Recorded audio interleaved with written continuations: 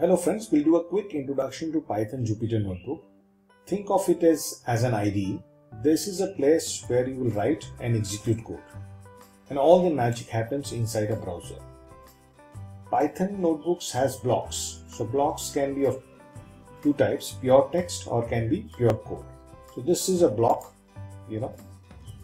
This block is of pure text type and this is a block of code. A code can be executed. A block of text cannot be executed. So the way you will execute a block of code is by clicking this arrow. When you run this, Python will execute this code, or rather the notebook will execute this block of code and you will see the output.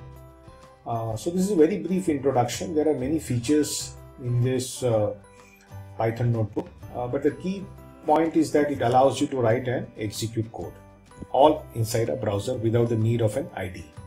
So you can change the versions of Python. There are different versions of Python, Python 2, Python 3. What you can do is you can go here and change the runtime to whatever you want, the version. You can save it, and you can save the Python file. You can save the Python file in a drive. You can save the Python file in a GitHub,